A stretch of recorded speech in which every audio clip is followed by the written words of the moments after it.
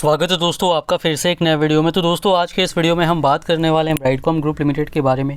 Brightcom group का जो share है उसकी अगर हम बात करेंगे तो आज की डेट में भी इस स्टॉक में लोअर सर्किट लगता हुआ नज़र आ रहा है। अब यहाँ पर जो है इस स्टॉक की अगर हम बात करें तो इस स्टॉक में आगे क्या हो सकता है वो हम देखने वाले हैं।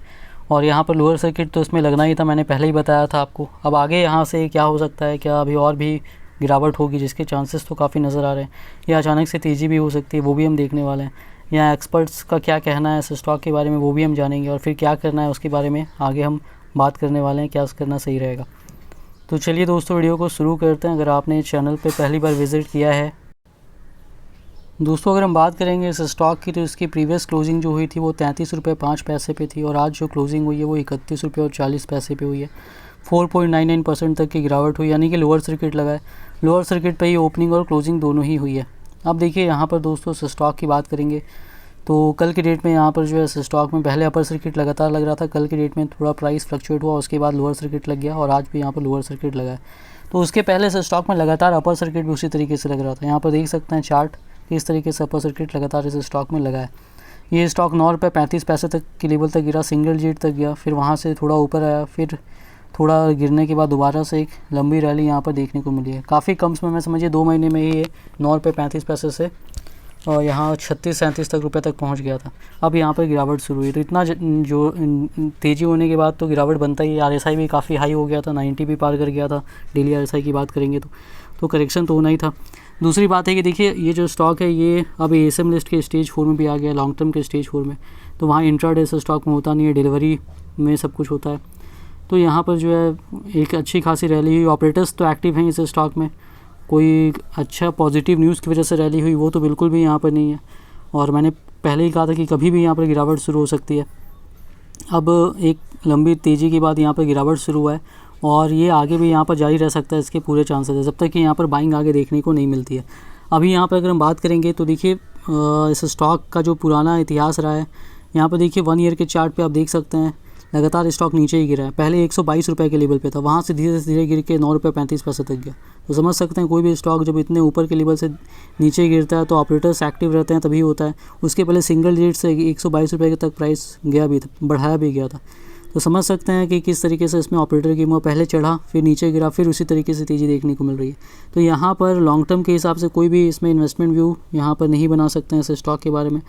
फॉरेंसिक ऑडिट सेबी के द्वारा चल रही थी, जहाँ पर काफ़ी चीज़ें नेगेटिव निकल कर के आई हैं, वो सब अभी भी जांच उसका चल रहा है। कंपनी से क्लैरिफिकेशन मांगा गया और अभी भी वो प्रोसेस में, वो क्लियर अभी तक नहीं हुआ है। तो इसी वजह से लॉन्ग टर्म के हिसाब से यहाँ पर सोचना इस स्टॉक में काफ़ी मुश्किल है। अब देखिए यहाँ पर इसका 5 ईयर का चार्ट देख लीजिए।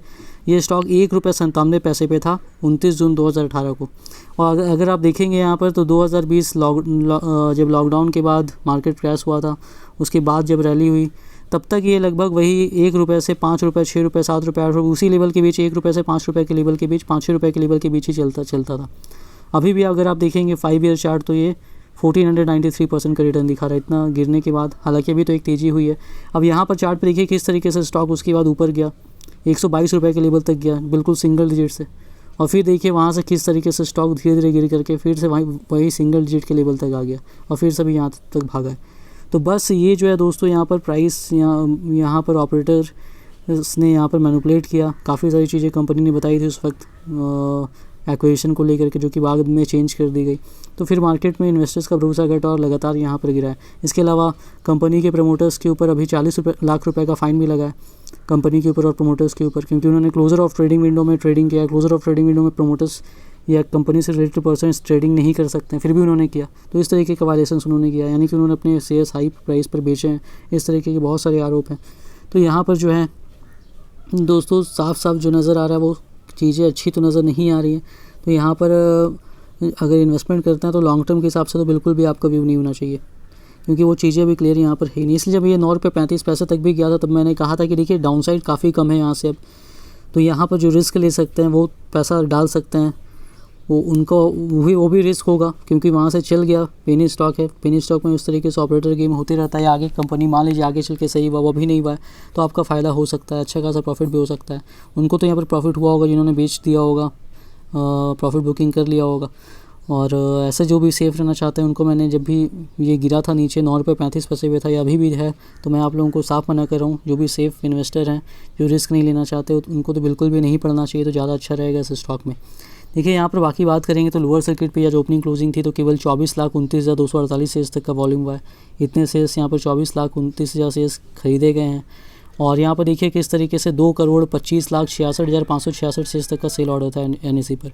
तो कितने शेयर्स यहाँ पर सेलिंग के लिए लगे हुए हैं, और ये सारे रिटेलर्स थे जो भी तेज़ी में फंसे हैं। अब गिरावट हो रही है तो यहाँ पर फंसते हुए नज़र आ रहे हैं। अब उन्होंने शेयर को सेल पर लगाया हुआ है। अब यहाँ पर अगर हम बात करेंगे BSE पर, तो यहाँ पर भी देखिए 5,32,102 शेयर्स तक का वॉल्यूम हुआ, और 1 करोड़ से ज़्यादा शेयर्स तक का सेलिंग ऑर्डर था। 1,08,40,237 शेयर्स, और दोनों जगह पर 100% डिलीवरी रही है। Stock long term B category में है, लॉन्ग टर्म के स्टेज 4 में, इस वजह से उसमें ट्रेड टू ट्रेड सेगमेंट में स्टॉक रहता है। तो यहाँ पर देख सकते हैं किस तरीके से यहाँ पर लोग बेचना चाहते हैं इस स्टॉक को। तो यहाँ पर देखिए अगर हम बात करेंगे टोटल 30 लाख तक का वॉल्यूम यहाँ पर आज की डेट में इस स्टॉक में हुआ है। और यहाँ पर अगर हम बात करेंगे तो यहाँ पर देखिए एक्सपर्ट्स का क्या कहना है। एक्सपर्ट्स यहाँ पर जो है VLA अंबाला जो है रिसर्च एनालिस्ट, उनका यहाँ पर कहना है कि ब्राइडकॉम ग्रुप जो है ये 16 से 20 रुपये के बीच में बाइंग करने, टेक्निकल के हिसाब से यहाँ पर बात हो रही नज़र आ रहा था। वहाँ पर उन्होंने बाइंग करने के बारे में कहा था। अब ये 35 रुपये 40 पैसे का हाई बनाने के बाद यहाँ पर गिर रहा है। अब जो है यहाँ पर अगर हम बात करेंगे तो स्टॉप लॉस 23 रुपये का लेकर चलना चाहिए। और उसके पहले अगर यहाँ पर तेज़ी शुरू होती है, उसके पहले ही कहीं भी बीच में हो जाती है, तो फिर ये 40 रुपये तक का लेवल जा सकता है, और उसको भी पार करता है तो 65 तक भी यहाँ पर जाता हुआ नज़र आ सकता है। उन्होंने इसके अलावा ये भी बताया कि किसी को भी ये ज़रूर समझ लेना चाहिए कि हर कोई जो है ये स्टॉक में लॉन्ग टर्म व्यू के साथ यहाँ पर नहीं है। यानी इनको भी वही व्यू है कि लॉन्ग टर्म के हिसाब से यहाँ पर चीज़ें क्लियर नहीं है तो नहीं सोच सकते हैं। और फिलहाल तो यहाँ पर प्रॉफिट बुकिंग देखने को मिल रहा है। स्विंग ट्रेडिंग कर सकते हैं जब लेवल पे आए, तो वो भी रिस्की रहेगा। SL के साथ यहाँ पर करना पड़ेगा। अगर लोअर सर्किट नहीं लगा, बेचने का मौका मिला तो फिर बेच पाएंगे आप। और यहाँ पर जो है अगर फ्रेश पोजीशंस बनाने की बात करेंगे तो कम से कम 31 रुपये और 28 रुपये तक वेट करना चाहिए। 31 से 28 रुपये के बीच में हो सकता है, यहाँ से कहीं हो सकता है मूवमेंट देखने को मिले और ऊपर जाता हुआ नजर आए। देखिए ये हो सकता वाली बात है, ज़रूरी नहीं है। और हो सकता है इसमें मूवमेंट होने के बाद अचानक से गिर भी जाए, ये भी पॉसिबल। तो रिस्क है यहाँ पर, ये समझना है। और इसी वजह से सेफ़ जो रहना चाहते हैं उनको तो नहीं करना चाहिए। जो रिस्क लेना चाहते हैं वो यहाँ पर देख सकते हैं इन लेवल्स पे एंट्री, अगर किसी को लेना है तो। बाकी ये काफ़ी रिस्क है, मीडियम टाइम तो नहीं लेना चाहिए जो भी सेफ़ रहना चाहते हैं। इसके अलावा और भी एनालिस्ट है, उनका यहाँ पर कहना है कि ये जो स्टॉक है जब भी यहाँ पर तेज़ी होगी, अगर शुरू होती है दोबारा, तो 40 रुपीज़ तक का टारगेट हो सकता है। और यहाँ पर जो है काफ़ी ओवरबोट हो गया था तो फिर यहाँ पर गिरावट देखने को मिली है। और यहाँ पर 28 रुपये 80 पैसे जो है वहाँ पर सपोर्ट बताया जा रहा है। वही 29 रुपये लगभग समझ लीजिए, और 28 रुपये 80 पैसे 29 रुपये तक वहाँ पर अगर टिका तो ठीक है। अगर वहाँ से भी नीचे गिरता है तो फिर 23 रुपये तक का सपोर्ट होगा, और उसके बाद फिर 19 रुपये तक का यहाँ पर सपोर्ट इस स्टॉक में रहेगा। वहाँ तक भी स्टॉक गिरता हुआ नज़र आ सकता है। बाकी देखिए मार्केट में भी यहाँ पर गिरावट देखने को मिल रही है। 18,665 पे क्लोजिंग है निफ्टी की। तो यहाँ पर इस स्टॉक में दोस्तों चीज़ें क्लियर नहीं है। लॉन्ग टर्म के हिसाब से बहुत सारी चीज़ें कंपनी ने सही नहीं बताई है। प्रॉफिट भी बढ़ा करके दिखाया, सेबी का ऐसा भी आरोप है। शेयर होल्डिंग पैटर्न भी उन्होंने गलत दिखाया, जो कि बिल्कुल वो तो प्रूफ है कि कंपनी ने अपना शेयर होल्डिंग पैटर्न प्रमोटर्स ने गलत बताया। तो कोई भी प्रमोटर नॉर्मली तो ऐसा नहीं करता है। तो ये चीज़ें यहाँ पर नेगेटिव है।